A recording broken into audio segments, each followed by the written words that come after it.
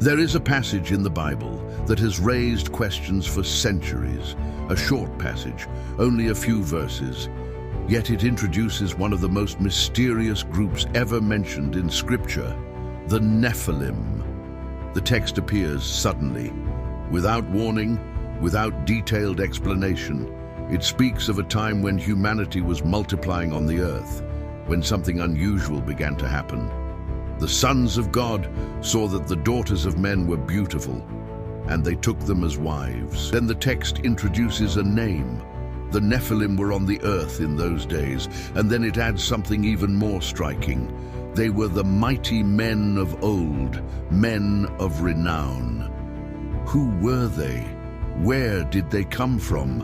Why does the Bible mention them so briefly? And why does this passage appear right before one of the most important events in Genesis, the flood? The text does not stop to explain. It moves forward quickly. But those few lines have led to some of the most debated questions in biblical interpretation. Who were the sons of God? Who were the daughters of men? And what exactly were the Nephilim?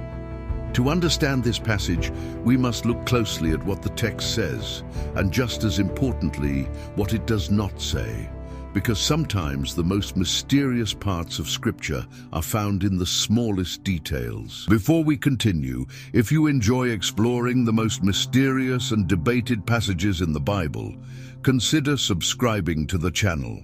Each episode in this series examines the text carefully, separating what is written from what is often assumed.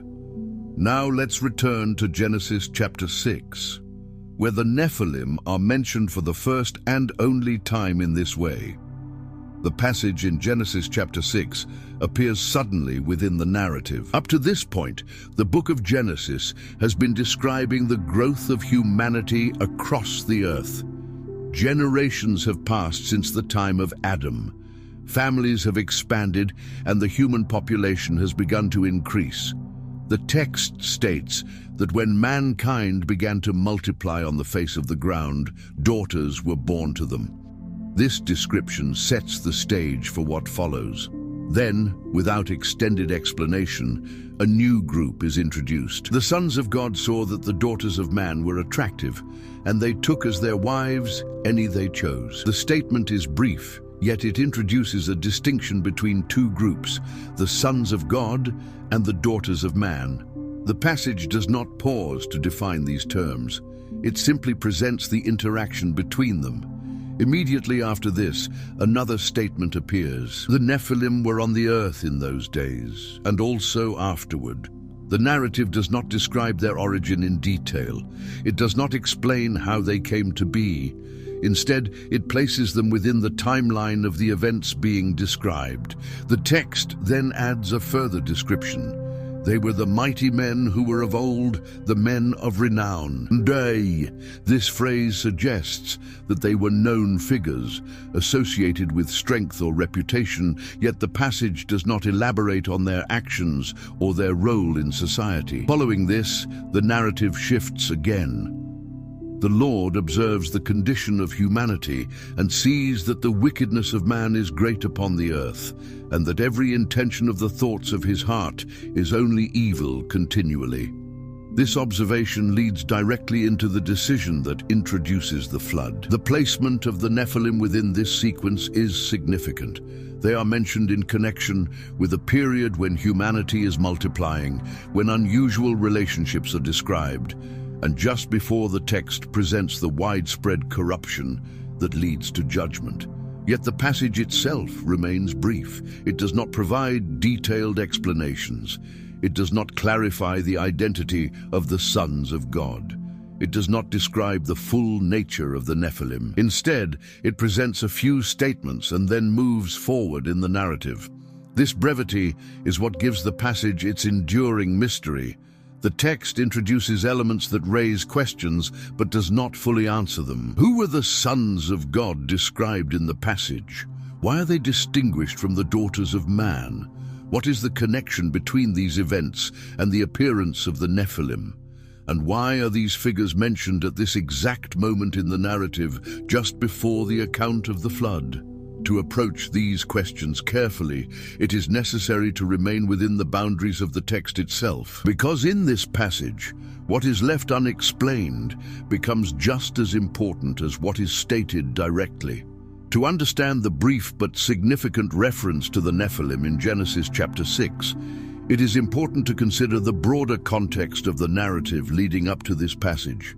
The early chapters of Genesis describe the beginning of humanity and the development of human society after the creation of Adam and Eve. Following the account of the Garden of Eden, the narrative introduces the first family and the events involving Cain and Abel. After these events, Genesis chapter 4 describes the descendants of Cain and the growth of human activity. The text records the development of early forms of culture, including agriculture, music, and metalworking. At the same time, the narrative shows that violence and moral corruption begin to appear early in human history. Genesis chapter 5 then shifts focus to the genealogy of Adam through Seth. This chapter presents a structured record of generations, showing how humanity continues to multiply over time. The repeated phrase, "and he died," appears throughout the genealogy, emphasizing the ongoing reality of mortality. By the time the narrative reaches Genesis chapter 6, the population of humanity has expanded significantly. The text explicitly states that mankind began to multiply on the face of the ground. It is within this setting of increasing population that the passage introduces the events involving the sons of God and the daughters of man. The structure of Genesis places this moment immediately before the description of widespread human corruption that leads to the flood. In Genesis chapter 6, shortly after the mention of the Nephilim, the text records that the Lord sees that the wickedness of humanity has become great upon the earth. This positioning within the narrative is important. The reference to the Nephilim does not appear in isolation. It is part of a sequence that connects the multiplication of humanity, the interactions described between different groups, and the growing corruption that leads to divine judgment. The passage itself remains brief and does not provide detailed explanations of the groups involved. Instead, it introduces key elements and then moves forward quickly into the broader description of the condition of the world. Within the structure of Genesis, this moment serves as a transition. The narrative moves from the genealogies and the growth of early human society into the account of the flood.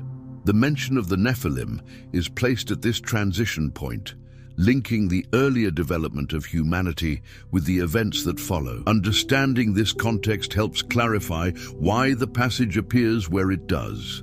It is not presented as a separate story, but as part of the unfolding narrative that leads directly into one of the most significant events in Genesis. The brief reference to the Nephilim therefore belongs to a larger framework that describes the condition of the world just before the flood. The passage in Genesis chapter 6, verses 1 through 4, is concise, yet it contains several distinct elements that are presented in a specific sequence. The text begins by describing a period of population growth, when man began to multiply on the face of the land and daughters were born to them. This opening establishes the setting. Humanity is increasing and the number of families is expanding across the earth. Immediately after this, the narrative introduces a group referred to as the sons of God. The text states that they saw that the daughters of man were attractive, and they took as their wives any they chose. The passage does not define the term sons of God. It simply presents them as a group distinct from the daughters of man. The description of their action is also brief. They observe, they choose, and they take wives. Following this statement, the text records a declaration from the Lord. "My spirit shall not abide in man forever, for he is flesh. His days shall be 120 years. This statement introduces a limit connected to humanity, though the passage does not expand on how this limit functions within the narrative. The next element is the direct mention of the Nephilim. The Nephilim were on the earth in those days and also afterward. The wording indicates that the Nephilim existed during that period and that their presence is connected in some way to the events being described. The passage then continues, "When the sons of God came in to the daughters of man, and they bore children to them." This statement links the earlier interaction to the birth of offspring. However, the text does not explicitly state that the Nephilim are the direct result of these unions. Instead, it places both elements within the same time frame. The final description of the Nephilim provides a characterization rather than an explanation. They were the mighty men who were of old, the men of renown. This phrase suggests that they were known figures associated with strength or reputation. The wording indicates that their identity was recognized in some way within the narrative world. Yet no specific actions or stories about them are included in this passage. Another important detail is the structure of the text. The passage does not follow a detailed narrative progression like other parts of Genesis. Instead, it presents a series of statements. Humanity multiplies. The sons of God take wives. A declaration is made regarding humanity. The Nephilim are mentioned. A brief description is given. Then the narrative moves forward into the description of human wickedness that leads to the flood. This structure contributes to the mystery of the passage. Each element is introduced with minimal explanation, and the connections between them are not fully defined within the text itself. The placement of the Nephilim within this sequence is also significant. They are mentioned at a moment when humanity is expanding and just before the text describes the widespread corruption of the world. The passage does not explicitly explain the relationship between these elements, but it places them in close proximity within the narrative.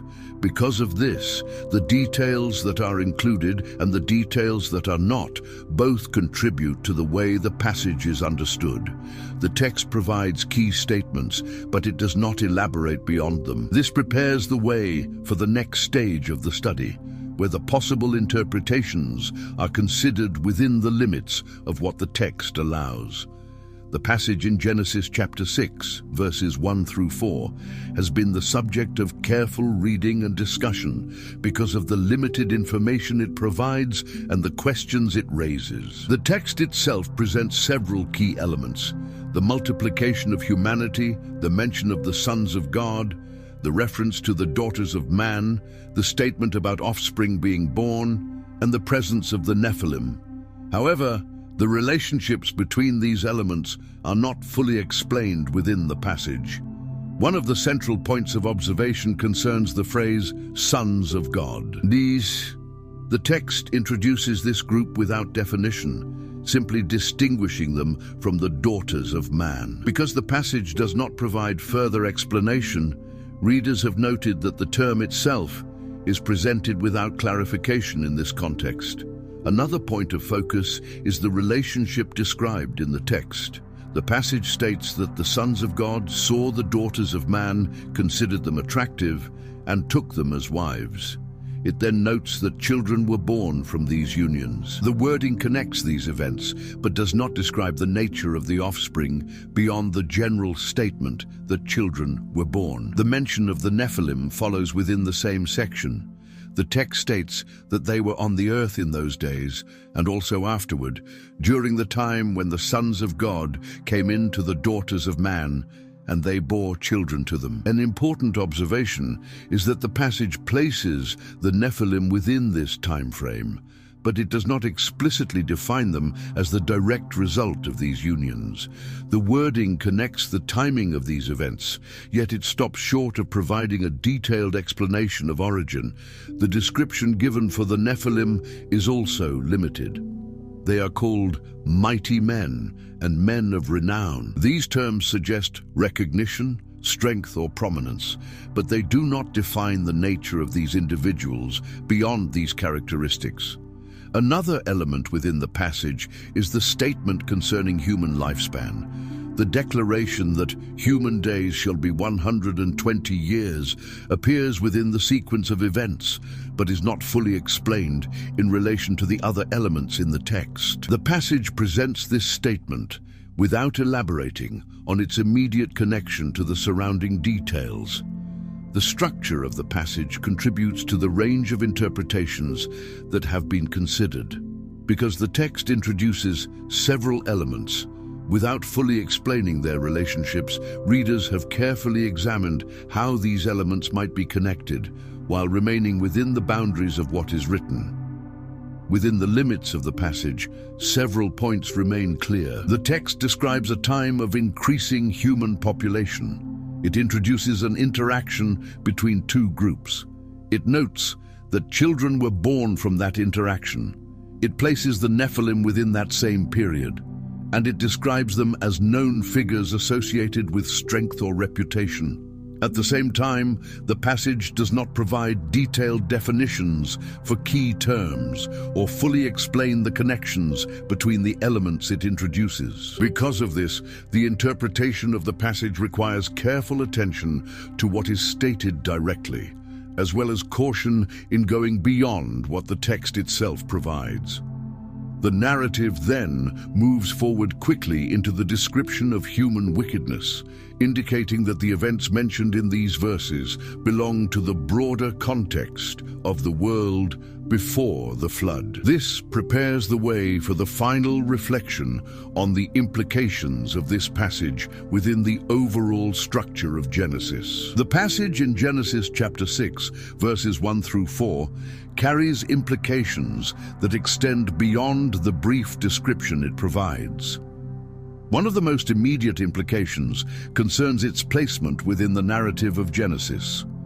The reference to the Nephilim appears just before the text describes the condition of humanity as deeply corrupted. The following verses state that the wickedness of man had become great upon the earth, and that the thoughts of the human heart were continually inclined toward evil. This positioning suggests that the events described in these verses belong to the period immediately preceding the flood. Another implication relates to the development of humanity at that time.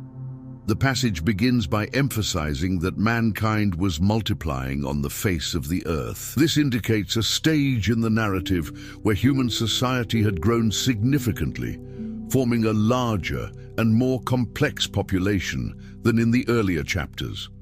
Within this expanding population, the text introduces interactions between groups that are presented as distinct. The sons of God and the daughters of man are described in separate terms, and their interaction results in the birth of children. While the passage does not define these groups in detail, it clearly identifies them as part of the same moment in the narrative.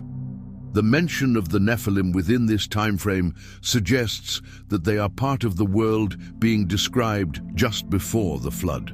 The text does not elaborate on their actions or their role in society, but it identifies them as figures known for strength or reputation. Another important implication appears in the brevity of the passage itself. The text introduces several elements without providing detailed explanations. This suggests that the purpose of the passage is not to offer a full account of these figures, but to situate them within the broader condition of the world at that time. The narrative quickly moves forward to describe the moral state of humanity, indicating that the focus of the text is shifting toward the reason for the coming flood. The statement regarding human lifespan also contributes to the overall picture presented in the passage. Although the text does not fully explain its connection to the surrounding elements, it appears within the same sequence of events, suggesting that it is part of the broader condition of humanity during that period. Within the structure of Genesis, this passage serves as a transition. It marks the movement from the genealogies and the growth of early human society into the description of widespread corruption and the decision to bring the flood upon the earth. The presence of the Nephilim is therefore part of the context in which the world is described before that judgment takes place. Another implication concerns the nature of the information that is provided. The passage gives specific details, but does not attempt to answer every question that might arise from those details. This pattern is consistent with other parts of Genesis. where certain events are introduced briefly as part of a larger narrative movement. Because of this, the passage invites careful reading within its context.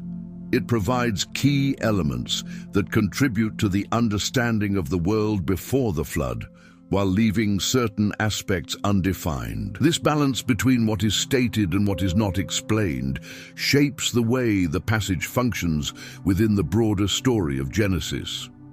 The narrative then continues into the account of the flood, where the condition of humanity becomes the central focus.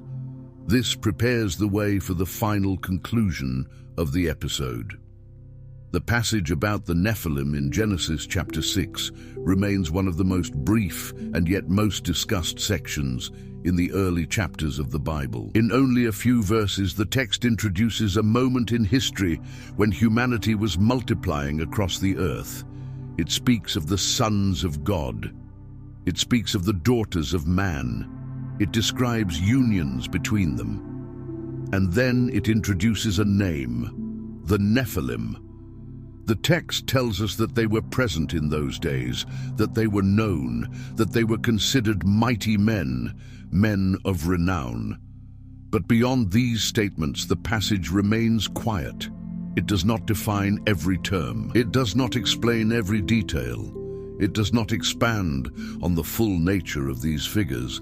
Instead, it presents a series of statements and then moves forward. And that movement is significant, because immediately after this passage, the narrative shifts to describe the condition of humanity in clear terms. The wickedness of man is great upon the earth. The thoughts of the human heart are continually inclined toward evil, and this leads directly to one of the most important events in Genesis, the flood. The mention of the Nephilim therefore stands at a critical point in the story. It appears at the edge of a transition, a moment where the growth of humanity gives way to the judgment that follows. Yet the text does not present the Nephilim as the central focus. They are part of the setting, part of the world being described, part of the condition of that time. And then the narrative moves on. This is what gives the passage its lasting mystery. Not only what it says, but what it leaves unsaid. If you enjoy exploring passages like this and examining what the text reveals and what it does not, consider subscribing to the channel. This series is walking step by step through the Bible, focusing on the most mysterious and challenging sections of Scripture, always returning to what is written and carefully distinguishing it from what is often assumed. Because sometimes the most important insights come from reading the text closely and allowing it to speak for itself. And in the next episode, we move forward into the moment that follows this passage. Because after the mention of the Nephilim, the story does not slow down. It accelerates toward a world filled with corruption, toward a decision that will change everything, toward the flood.